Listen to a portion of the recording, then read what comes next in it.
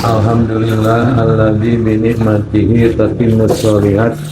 Asyhadu an la ilaha illallah wahdahu la syarikalah wa asyhadu anna Muhammadan abduhu wa rasuluh, amma ba'du. Hadirin ikhwati iman Majelis Ta'lim Rabu Malam Kamis rahimakumullah. Alhamdulillah ta'lim rutin belum ayeuna biasa diselenggarakeun. Mudah-mudahan lengkah-lengkah orang catat kalau jadi amal soleh. Kemarin itu kalau semua grup adikro tidak ya. Materi taklim masih nerasi Riyadhus Shalihin, hadis kedua, bab sidik, bab jujur, bab benar.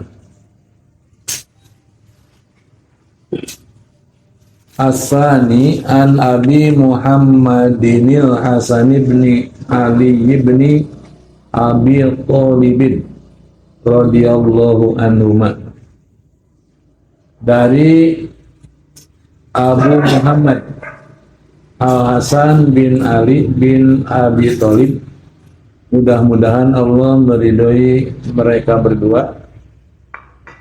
Qala, ia berkata, hafidtu min Rasulillah sallallahu alaihi wasallam, saya hafal dari Rasulullah sallallahu alaihi wasallam, da ma yaribuka ila ma la yaribuka, tinggalkanlah apa-apa yang meragukanmu kepada apa-apa yang tidak meragukanmu.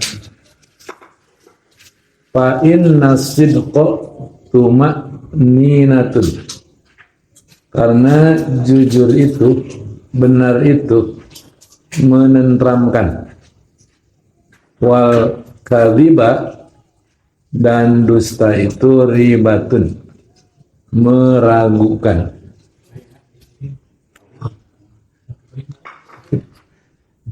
Rawahu Tirmidzi wa qala hadisun sahihun. Hadis riwayat Tirmidzi dan dia berkata hadis ini sahih.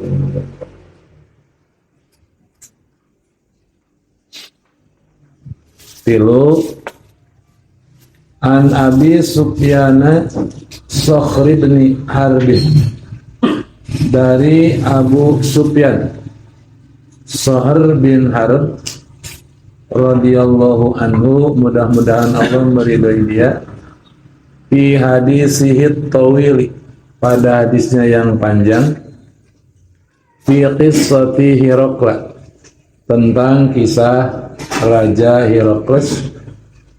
Qala Herakles berkata, famadza ya'murukum,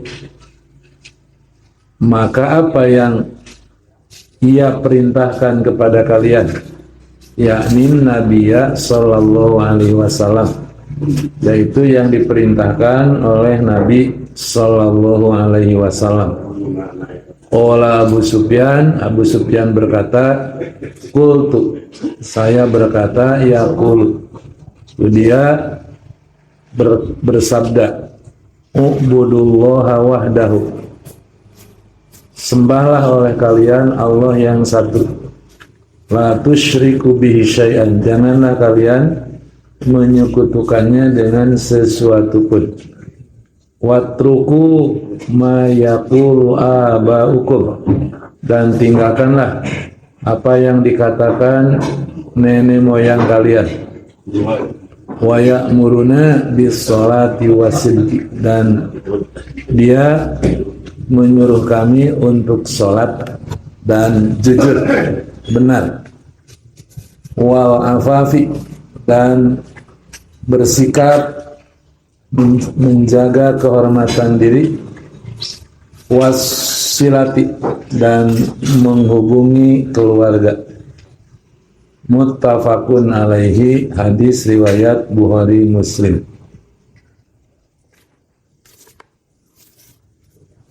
Masih bab sidik. Hadis muka 2 dari Abu Muhammad Hasan bin Ali bin Abi Thalib. Abu Muhammad kanahu wasamahu bidzalika Rasulullah sallallahu alaihi wasallam. Rasulullah sallallahu alaihi wasallam memberi kunyah kepada Hasan bin Ali dengan Abu Muhammad.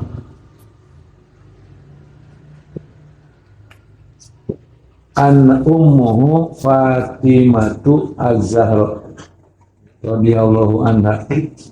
Ibunya Fatimah Az-Zahra radhiyallahu anha. Qala Abu Muhammad Al-Asy'ari samahun Nabiyyu sallallahu alaihi wasallam Al-Hasana wa kannahu Aba Muhammad. Nabi memberi nama dia Al-Hasan dan Nabi memberi kunyah dia Abu Muhammad. Al-Hasan bin Ali meriwayatkan hadis dari Nabi tidak banyak. Hadis ini diterangkan ruya lahu anin Nabi sallallahu alaihi wasallam salah satu asyara hadisan.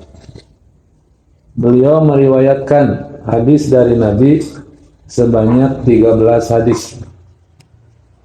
Al-Hasan bin Ali cucu Nabi meriwayatkan hadis dari Nabi sebanyak 13 hadis. Al-Hasan bin Ali cucu Nabi meriwayatkan hadis dari Nabi sebanyak 13 hadis. Dimung 13 hadis. Ulida muntasifu Ramadan. Ia dilahirkan di pertengahan Ramadan sanata salasin minal hijrah, tahun ketiga dari hijrah. Al-Hasan bin Ali dilahirkan di pertengahan bulan Ramadan tahun 3 Hijriah. Wa mata masmuman min zawjatihi bi irsyadi Yazid bin Muawiyah laha ala dzalika ala makila sanata arba'in aw khamsin aw tis'in wa arba'ina aw khamsina aw ihda wa khamsina aw samanin wa khamsina. Beliau Al-Hasan bin Ali mati diracun oleh istrinya, yaitu atas perintah Yazid bin Muawiyah. Berarti telah meninggal di pemerintahan Bani Umayyah. Yazid bin Muawiyah, setelah Muawiyah kemudian Yazid.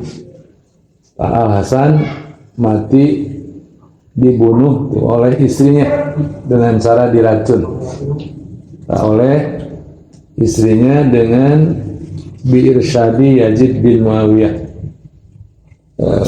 Istri Hasan itu terpengaruh oleh Yazid bin Muawiyah.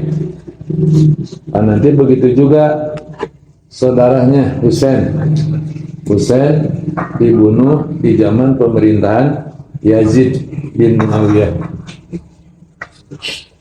Itu tentang biografi Hasan bin Ali yang sempat di tahun ke-41 Hijriah selama 6 bulan itu mengambil alih dulu ke pemerintahan, kekosongan kekhalifahan setelah Ali dibunuh di tahun ke-40 Hijriah oleh Abdurrahman bin Mulzam, oleh orang-orang Khawarij.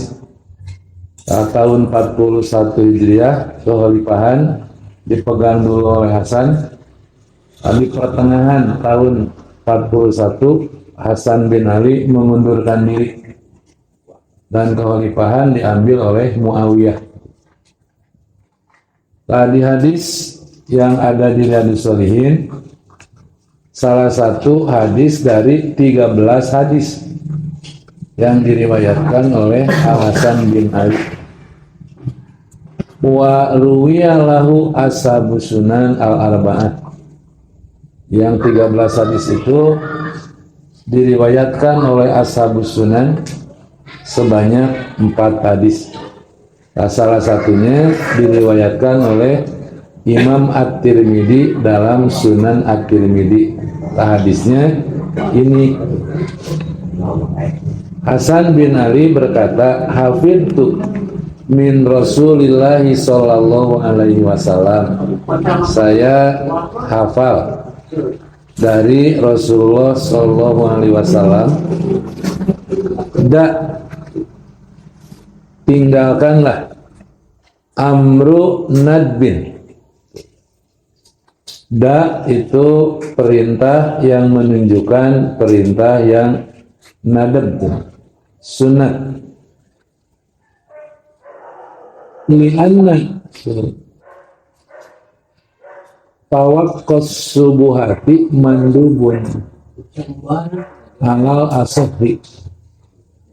Karena meninggalkan yang subhat, membersihkan diri dari yang subhat, itu mandubun halal asofi. Hukumnya mandub menurut penjelasan yang sahih. Tinggalkan apa-apa yang meragukanmu, beralih berpindah kepada yang tidak meragu-ragukanmu. Perintah meninggalkan yang ragu-ragu itu hukum yang subhat. Jadi subhat itu ragu-ragu antara halal dan haram. Kalau meninggalkan yang haram itu bukan yang meragu-ragukan. Tinggalkan yang haram. Ini mah tinggalkan yang meragu-ragukan. Subhat. Sesuatu yang subhat ditinggalkan, meninggalkan yang subhat itu terus tidak sampai ke wajib, mandub. Jadi meninggalkan yang subhat itu tidak sampai ke wajib, mandub. Itu menurut yang sahih. Wa indabni Majah, dan di wa indabni Hibban, nanti juga di riwayat Ibnu Hibban ada juga hadis yang semakna, beda redaksi.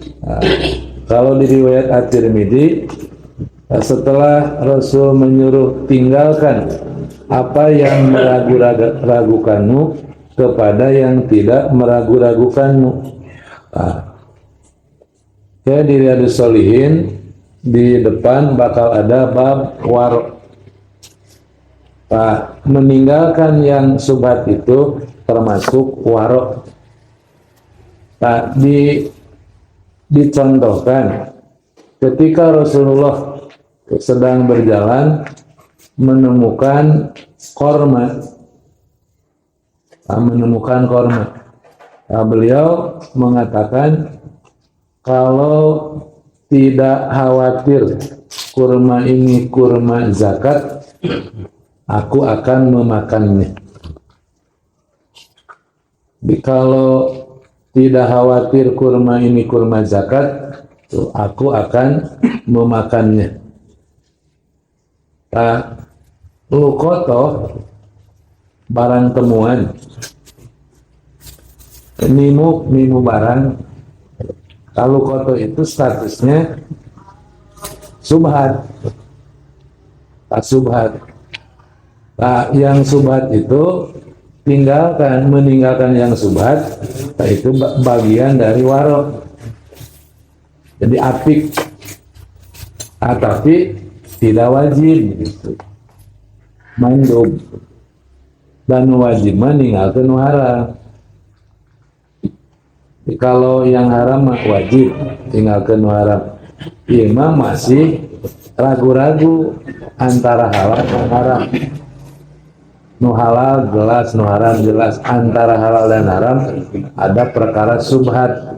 Di antaranya dicontohan ketika Rasulullah menemukan sebutir kurma, beliau mengatakan kalau bukan dikhawatirkan kurma zakat, pasti aku akan memakannya.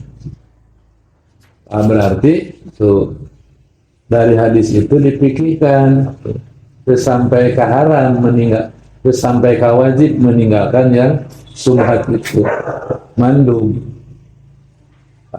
Rasul tidak memakan kurma yang ditemukan bukan karena temuannya, tapi khawatir kurma itu zakat. Rasulullah haram menerima zakat, memakan zakat.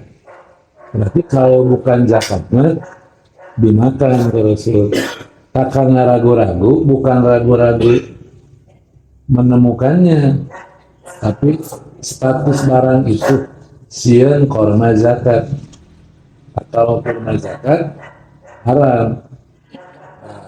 Jadi kalau kita menemukan barang yang sifatnya makanan cepat rusak, nah itu mah boleh dimanfaatkan, jangan sampai mubadir. Jadi harapan imah ayat tahu sasikat pasti murah gitu. Tanah apa disimpan bisa ya milarian dihitung uang sapoy saya nunggu saya milarian makan kayak tete subhat tak masalah makanan mah mau diantar membadir. Makanya kata Rasulullah, kalau tidak khawatir kurma zakat, aku akan memakannya. Nah, kalau ternyata sudah dimakan, ada yang mencari, tinggal ditembongkan, sabarhanu, dimakannya, dihalalkan atau gantian bayar. Kudu sasikat itu, beli sasikat. Nah, jadi tabdirna yang tidak boleh itu. Nah, kalau yang aman disimpan ya simpan heula. Beda dengan lukoto berupa benda nu bisa disimpan tahunan. Eta mah pada aya usaha untuk umum ke dasar tahun. Ayo mah makanan. Contoh di Riyadhus Shalihin tentang bab waro. Nah, itu termasuk kepada sikap waro. Ketika sesuatu yang masih diragukan halal haramnya, tak tinggalkan. Tak posisinya keutamaannya abdoliyah. Meninggalkan anu subhate abdoliyah. Karena khawatir tuh kena kepada yang haram. Pakai berdasarkan hadis nutos populer tuh wafil hadisi wa manittaqo as-subuhati faqad istabro'a li dini wa irdi. Siapa yang bertakwa menjauhi ittaqo menjauhi subhat, berarti dia telah membersihkan agamanya dan kehormatannya. Tetapi terkena kanu haram, sieun kena kanu haram. Take di keterangan oge ayat tuh ada seseorang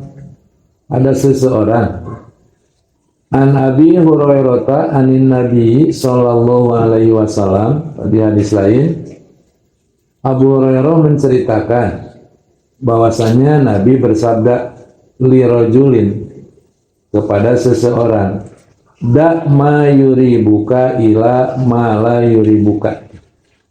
Tinggalkan yang meragu-ragukanmu kepada yang tidak meragu-ragukanmu. Faqala, maka laki-laki itu bertanya, wa kaifa li bil ilmi bidzalika. Bagaimana cenah aku mengetahui hal itu? Tinggalkanlah yang meragu-ragukanmu kepada yang tidak meragu-ragukanmu. Nah, cara mengetahui hal itu bagaimana? Qala, beliau bersabda, idza aradta amron fado yadaka ala sodrika. Apabila kamu bermaksud kepada suatu perkara, letakkan tanganmu ke dadamu. Fa innal qalba yadribu lil haram. Karena hati bakal yadribu, bakal bergetar lil haram, wa yaskunu lil haram. Dan hati bakal tenang kalau halal. Tinggalkanlah apa yang meragukanmu kepada apa yang tidak meragukanmu. Bagaimana Rasul cara kami mengetahui cara itu? Rasul memberi saran, kalau kamu bermaksud kepada sesuatu, labakan tanganmu ke dadamu. Karena hati bakal intirob, goncang ketika sesuatu itu haram, dan hati bakal tenang ketika sesuatu itu halal. Jadi mun orang migawe sesuatu raba dada, mun tenang halal, mun gembel haram ini. Tak tinggalkan. Nah, hati pan tidak bisa dibohongi. Tidak bisa dibohongi. Kalau mau melakukan sesuatu, rabakan tangan. Tadi hadis lain mah kalimat nate ketika Rasul mengatakan da mayribuka, di kalimat berikutnya fa inna sidqa tuma'ninatun wa innal kadhiba ribatun. Karena jujur itu menenangkan, bohong membuat ragu-ragu. Tadi kalimat di hadis lain, fa innal khaira tuma'ninatun wa innash syarra ribatun. Karena kebaikan itu bakal menenangkan, sedangkan keburukan bakal meragu-ragukan. Jadi kalau mau melakukan sesuatu ragu-ragu, itu teh keburukan. Sebab kalau kebaikan bakal tenang. Nah, ada seseorang datang kepada Rasulullah kemudian bertanya tentang al-birru dan al-ismu, tentang kebaikan dan keburukan. Rasul juga sama memberikan pesan, memberikan nasihat. Kebaikan mah menenangkan, keburukan mah tidak menenangkan. Di al-ismu maha ka fi sadrika wa karihta an yatawlian alaihin nas. Kalau kita mau mengerjakan sesuatu kelihatan oleh orang lain teh sieun kapani ku batur teh, nah sieun berarti dosa. Nah, kalau sesuatu itu al-birru, kenapa mesti takut diketahui oleh orang lain? Sieun kapangi ku batur, sieun katempo. Ketika mau melakukan sesuatu takut diketahui oleh orang lain, maka sesuatu itu al-ismu, dosa. Da al-birru al-khairu mah moal. Hati bakal tuma'ninah. Fa innal khairu tuma'ninatun. Kebaikan itu bakal menenangkan. Tenang tuh kalau mengerjakan kebaikan, tapi mengerjakan keburukan mah ribat. Jadi gelisah. Nah, kalau seseorang di hatinya ketika mengerjakan keburukan masih ada ribatun, kegelisahan, berarti alarm masih aktif. Bahaya lamun tos teu ribatun acan. Tinggal migawe kagorengan deh, aman-aman saja. Itu aya kasieun. Nah, berarti eta rem tos blong. Namun aya mah aya perasaan, keimanan masih berfungsi. Kan di hadis lain, la yasriku sariku hina yasriku wa huwa mu'minun. Seorang pencuri tidak akan mencuri kalau ketika mencuri dia beriman. Wala yazni zani hina zina wa huwa mu'min. Seorang yang berzina tidak akan berzina kalau ketika berzina keimanannya ada. Seorang tidak akan minum homer ketika minum kalau keimanannya ada. Tak keimanan tidak ada kan? Keimanan ketika melakukan maksiat, keimanan sedang tidak ada. Kalau keimanan sedang ada, keimanan bakal jadi perisai, jadi tameng, jadi penghalang.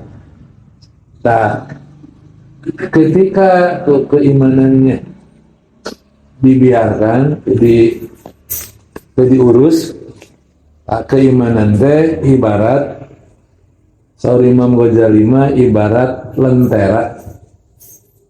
Kalau lentera ingin terus nyala, kudu rajin diminyakan. Nah, kalau lentera itu diminyakan, lama-lama bakal parem. Keimanan di diri urang ge kudu diurus. Keimanan tidak akan tumbuh dengan subur tanpa diurus. Dan kerugian yang paling besar kalau pada diri seseorang kehilangan iman. Kalau keimanan sudah hilang, sudah malu bakal hilang.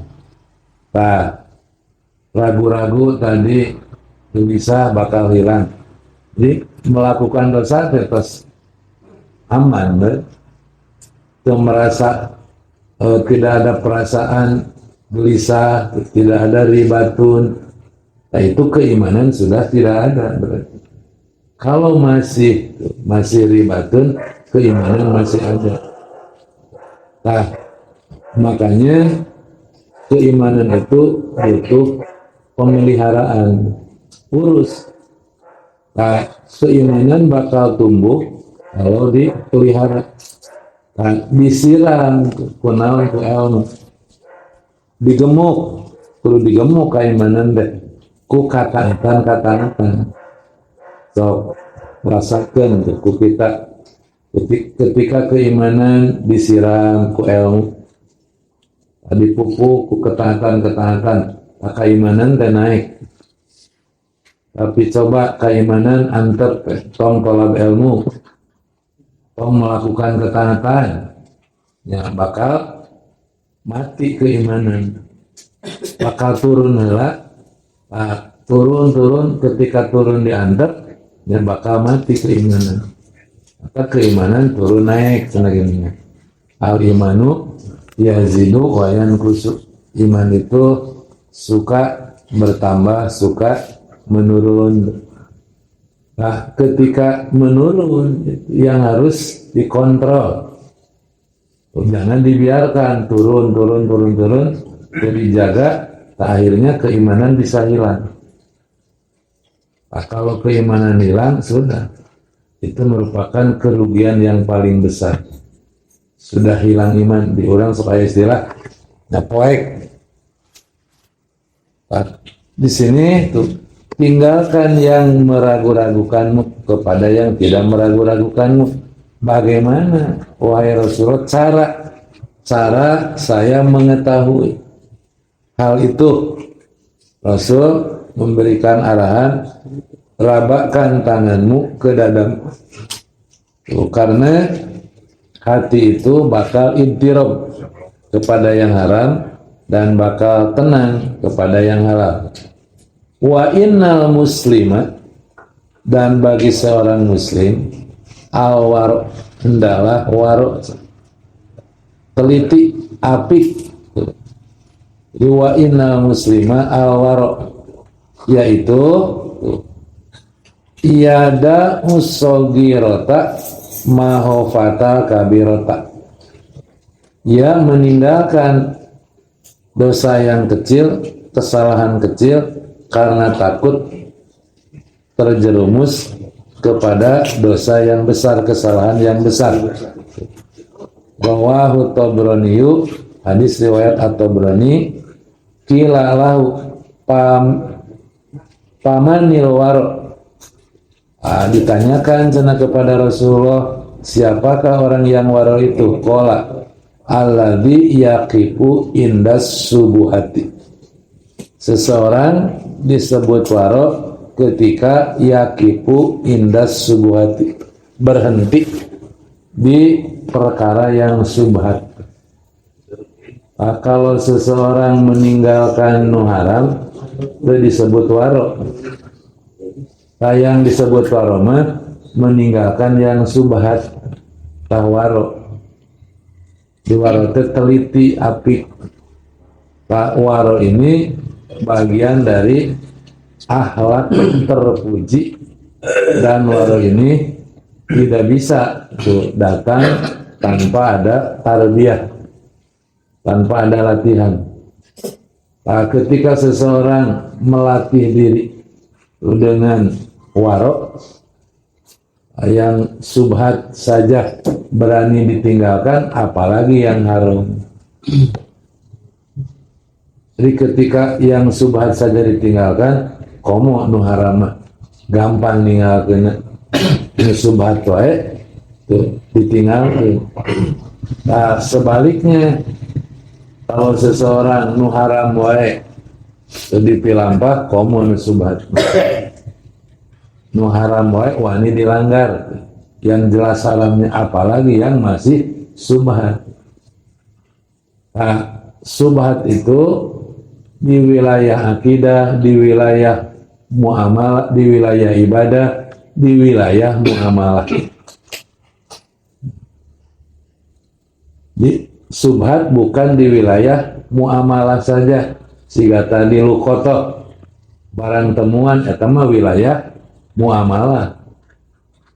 Aya subhat di wilayah ibadah, sama. Nanti ada rumus, ada aturan. Sesuatu yang diragu-ragukan kesunahannya, meninggalkan sesuatu yang masih diragukan kesunahannya, itu lebih baik. Ieu teh nyunah teu? Ayat contohnya teu? Kita masih meragu-ragukan untuk mengamalkan sesuatu wilayah ibadah, nu kesunahannya oleh kita belum diyakini, ragu-ragu. Meninggalkan sesuatu yang masih diragu-ragukan tentang kesunahannya itu lebih baik daripada mengerjakan. Mengerjakan mah harus sudah berdasarkan al-yakin.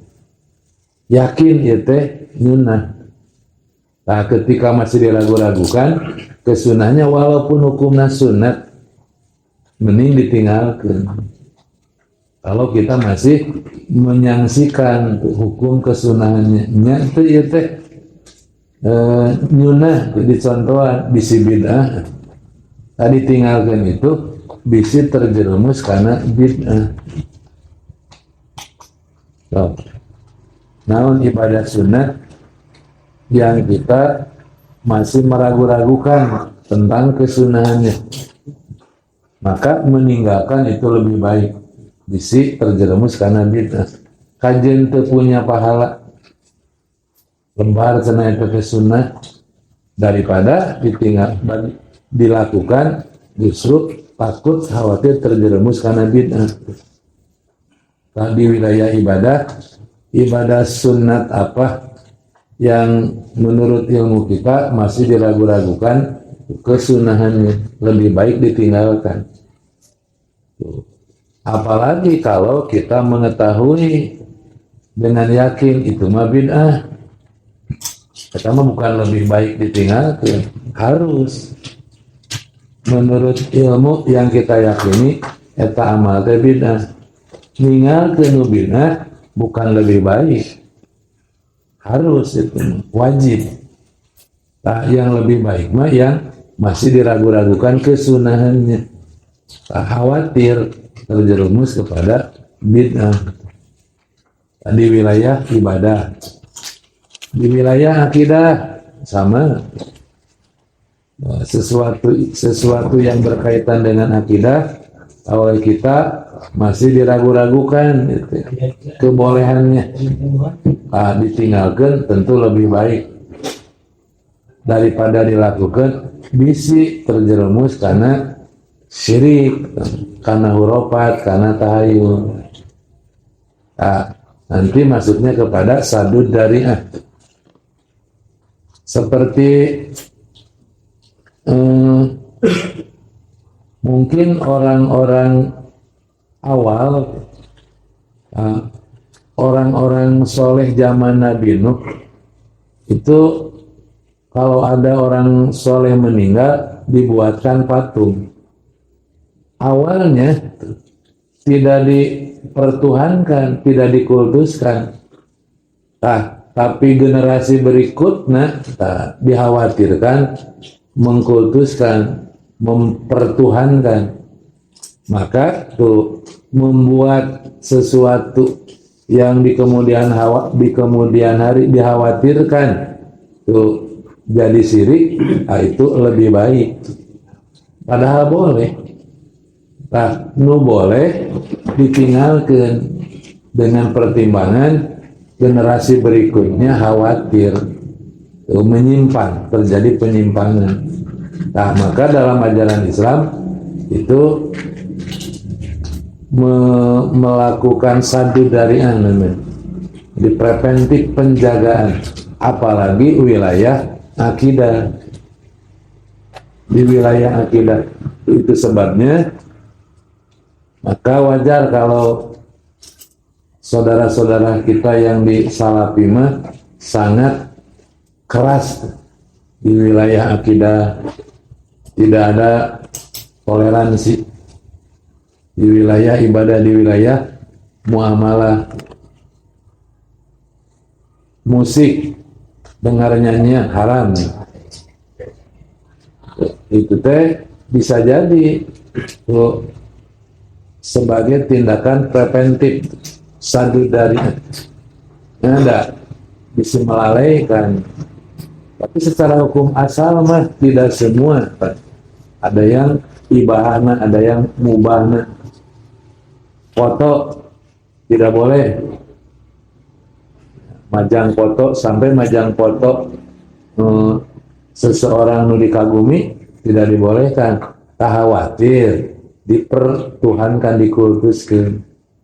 Sampai majang foto di media sosial, di IG, di FB, di Instagram, di naon-naon, di Salafi mah tidak boleh. Tidak bolehnya itu tadi menjaga, melakukan sadud dari'ah. Sehingga namun tujuanana gitu, maka yang di tanah epikeun menurang ke umroh, foto harapan Ka'bah, pamotokeun ke kieu tah tanah epikeun, naon tujuanana? Naon tujuanna batur apalan urang ke umroh?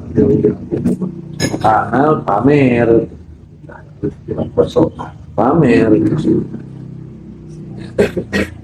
bersolat, kejam dipoto ke sholat dipoto gitu, karena doa perlu dipoto, perlu dipang-pang, perlu dipajang. Makanya hati-hati dengan pujang-pajang, upload di medsos, hati-hati. Naon itu tujuannya? syiar pamer.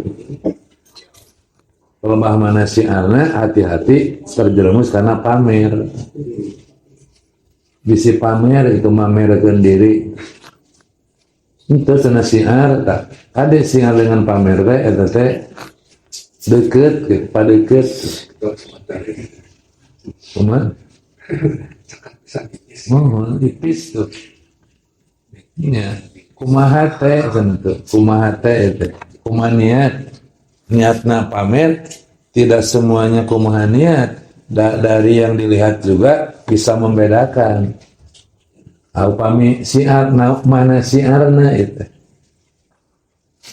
Ya kalau beralasan syiar mana syiarna. Ketika seseorang hareupeun Ka'bah ngadoa kudu dipangfotokeun, kudu diupload syiar pelebah mana syiarna cing. Nu puguh mah pamer. Cenah kumaha teh tidak selamanya kumaha teh amal dohid bisa ditilai oleh orang lain. Harti lamun disebut syiar pelebah mana syiarna. Jadi hati-hati tuh. Selfie dan hati-hati ke dokumen pribadi ke dokumen pribadi, apalagi jeung istri kemesraan kudu di konsumsi ku batur. Romeo ku Juliet ku naon yang kudu apal batur. Ya, Juliet jeung Romeo. Nyenaon kita batur kudu apa urang teh harmonis. Nah, bagi kudu apa batur. Batur kudu dikonsumsi ku batur eta harmonis mah. Justru kade pamer teh hari keluar harmonis di jero hancur. Itu batur ditemu harmonis malah jero mah hancur. Hati-hati. Makanya Anama lebih setuju dengan saudara-saudara kita di Salafin Arabi. So, tara arupan upload dina etinu urusan pribadi gitu. Da bisi pamer sanes kecuali ada satu kegiatan yang memang perlu dakwah, naon dakwahna ngajak batur misalnya. Tapi nu pribadi mah da hati-hati karena pamer gitu. Selfie mah da pamer. Punya selfie syiar, namun syiarna dengan selfie gitu. Hati-hati di wilayah muamalah, wilayah akidah, wilayah ibadah. Sakira-kira bisi terjerumus karena dosa, mending tinggalkan. Hati-hati ketika seseorang melakukan dosa, tos teribatun, bohong tos teribatun. Saudina hadis mah bohong dari batun, mun urang bohong ribatun, tenang. Tapi mun aya jalma bohong tenang. Nah kan, saudina hadis mah bohong mah mau tenang. Tapi kalau ada orang bohong terus tenang, hati-hati, berarti terus ruksak keimanan. Melakukan dosa, pasti gelisah, aman nyaman. Beda dengan melakukan ketaatan. Kalau kita melakukan kebaikan, ketaatan, tenang. Dak kuduna gitu. Melakukan kebohongan, keburukan, ribatun, gelisah. Tak kuduna gitu. Tak kalau keburukan tidak ribatun, tak hati-hati alarm terus ruksak. Rem tos belum. Alamun tos belum gitu, wah rawan cilaka. Diterus, dicelakai. Kaitan tuh dengan nasihat Rasul, Kak cucukna tuh Kak Ali, Kak Hasan bin Ali. Tapi ibroh nama untuk semuanya. Jadi kalau kita mau mengerjakan sesuatu, rabah heula cenah hate. Lamun tenang, ieu kebaikan. Mun deg-deg, ieu keburukan. Berarti alarm masih berfungsi gitu. Gitu eta nasihati hadis anu kadua. Da mayuri buka utruk nadban mayuri buka matasukka fi pilih apa yang meragukanmu tentang halalnya, wa'dil ila ma la tasukku fihi, dan pindah kepada perkara yang tidak meragukanmu fi hillihi, itu tentang halalnya. Kila wahada nadiru ma fil hadisil akhir pamanittaqas subuhat faqad istabro'a li dinihi wa irdihi wa hasiluhu atanazzuhu anis shibahi wa wurudihi sofil halal al bayyin. Berarti kesimpulannya tuh at-tanazzuhu anis subuhati. Jadi kesimpulannya kita harus at-tanazzuh, membersihkan diri dari perkara-perkara yang subhat dan mengerjakan yang sudah jelas halalnya.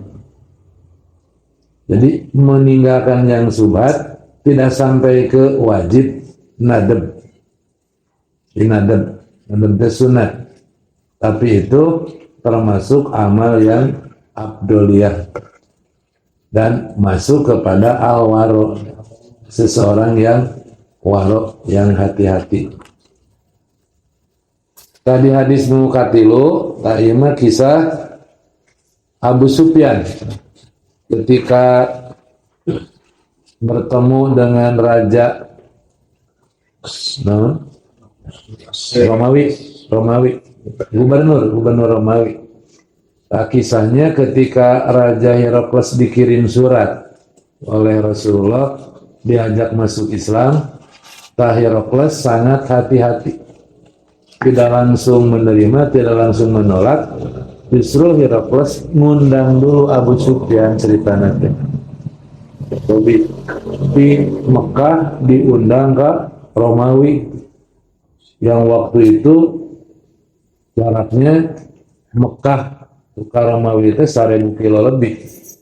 Untuk memutuskan terima entong itu tawaran masuk Islam, kan di antara isi surat nuku Rasul dikirimkan ke raja-raja di tahun ke-8 itu kejadiannya.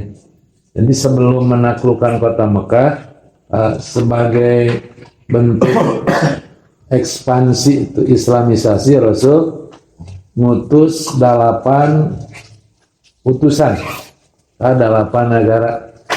Dari 8 negara tersebut 3 nolak, 5 menerima. Anu nolak Romawi, Persia, sareng Mesir. Nolak dengan cara baik, Romawi termasuk dengan cara baik, Mesir dengan cara baik.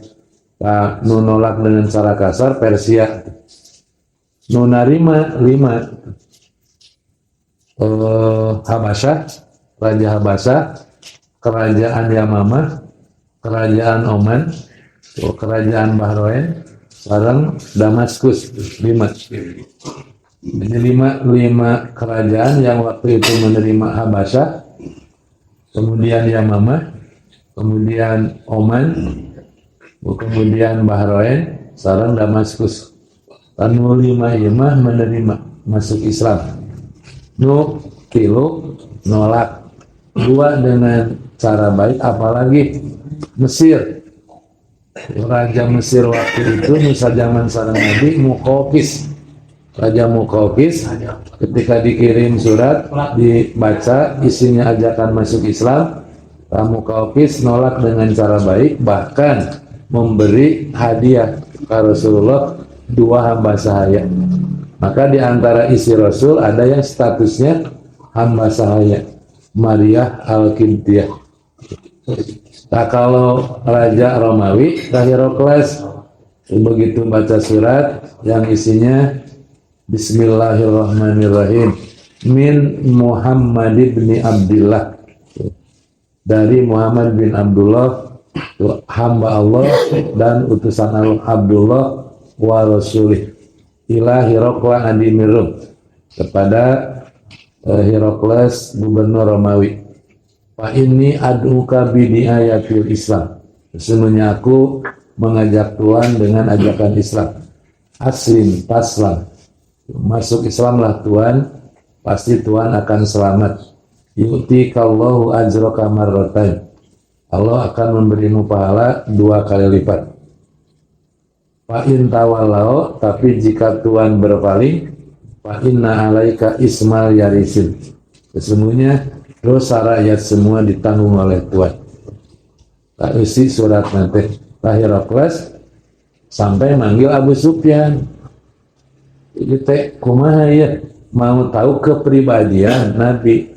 Herakles manggil Abu Sufyan fi hadisihi tawil fi qissati Herakla. Qala Heraklu pamada ya'murukum, apa yang dia perintahkan kepada kalian, yang diperintahkan oleh Nabi kalian. Qala, Abu Sufyan menjawab, dia menyuruh kami untuk ibadah kepada Allah, tidak musyrik. Dia menyuruh kami untuk meninggalkan apa yang dikatakan oleh nenek moyang kami, dan dia menyuruh kami untuk sholat dan untuk as-sidqi, untuk jujur, untuk benar. Ya'muruna bis-sholati bi-iqamatiha was-sidqi wa hiya fi riwayatil Bukhari bis-sadaqati badalus sidqi wa rajjaha siraju al-Balqani qala al-Hafidz Ibnu Hajar wa yuqawwiha riwayatul mu'allif yani al-Bukhari fi tafsir zakat qultu wa kadza wa huwa inda muslimin qala waqtiranu sholat di zakat mu'tadun pisal wa yurajjiha aidan annahum kanu yastakbihuna al-kadhiba. Di riwayat lain mah selain dia menyuruh kami untuk sholat, untuk bersikap benar jujur, dan dia menganggap yastakbihuna al-kadhiba, menganggap jelek itu al-kadhiba, bohong. Padakaro malam ya lupuh aula. Oleh Raja Herakles, Abu Sufyan dimintai dulu keterangan apa saja yang oleh Nabi tersebut diperintahkan kepada kalian. Abu Sufyan menjelaskan, ya'muruna bis-sholati was-sidqi wa fi riwayati Abidar, di riwayat Abu Darma fil jihad, di dalam kitab jihad, qala bis-sholati was-sidqi was-shadaqati. Di riwayat Abu Darma ada kalimat setelah bis-sidqi was-shadaqati. Wa fi qawli ya'muruna ba'da qawli yaqulu ubudullah isyaratun ilal mughayarati bainal amrayni bima yatarattabu ala mukhalafatiha. Setelah Abu Sufyan itu menjelaskan kepada Herakles, akhirnya Herakles bingung itu antara menerima dan menolak. Akhirnya Herakles gengsi, hati nuraninya menerima, cuman Herakles sieun kehilangan kekuasaan. Kalau menerima rakyatnya bisi nolak, ternyata nolak. Begitu ditanyakan ke rakyatnya, bagaimana, rakyatnya menolak. Ya kalau begitu mas saya juga menolak. Padahal hatinya menerima. Apalagi setelah mendapatkan penjelasan dari Abu Sufyan. Raja Herakles mah hati nuraninya menerima. Tapi karena gengsi dan tadi ambisi, pejabatan tak beda dengan Raja Habasa. Raja Habasa mah teu nanya heula ka rakyat. Justru beda dengan rakyat, rakyat sampai demo terjadi perang jeung rakyat. Raja Habasa mah tapi menang ke Raja Habasa. Jadi Raja Habasa mah siap beresiko kalaupun oleh rakyatnya dimusuhi, bahkan ada kelompok anu nentang sampai memerangi, dilawan ke Raja Habasa mah. Nah, makanya Raja Habasa mah oleh Rasulullah sudah dijamin surga, dijamin masuk surga atas keberaniannya dan kebaikannya. Nah, jadi di sini di dua hadis ini penekanannya as-sidqu, jujur, benar. Jadi kejujuran, kebenaran itu bakal menenteramkan, menenangkan hati. Kalau di riwayat lain, al-khair fa innal khaira tuma'ninatu. Berbuat baik itu menenangkan hati. Wa inna syarra ribatun. Dan keburukan akan meragu-ragukan, menggelisahkan. Labakan tanganmu ke dalam, kalau tenang, itu teh jujur. Kalau ragu-ragu, itu teh berarti al-kibru. Jadi kayak menurang rek migawe sesuatu, raba dada gitu. Tenang. Nah, sakit itu bohong tenang. Nah, kasana abdi mah tenang bohong oge. Hati-hati alarm terus rusak.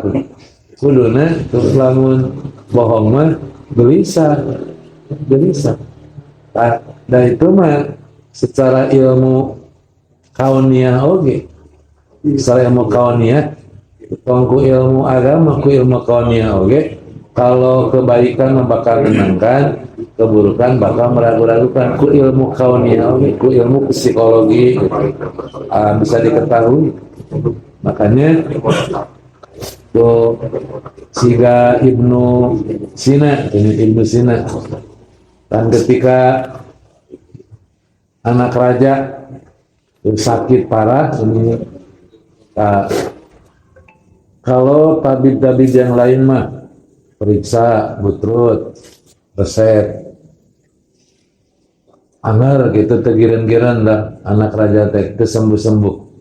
Panggil tabib yang lain, periksa, bikin resep, dikasihkan anggar, dirobah-robah. Nah, mendengar ayat seorang tabib muda di Asfahan, namanya Ibnu Sina, panggil Ibnu Sina. Aku Ibnu Sina diteliti sakit si anak itu, ketemu Ibnu Sina. Ini bukan penyakit fisik, tapi penyakit psikis. Maka Ibnu Sina mah nulis resep, tapi minta siapa orang yang dekat dengan anak ini, ajudannya saha. Kamana wae ya anak ditemani ku saha eta we ajudanna ku Ibnu Sina mah dipanggil. Cik sok kamana wae teh budak teh. Anak raja teh sok kamana? Sok ka Babakan Jati. Ngaliwat ka mana? Ka Masjid Adikro, catet Ibnu Sina. Ngaliwat ka hiji rumah nu aya di gang anu aya perempuan.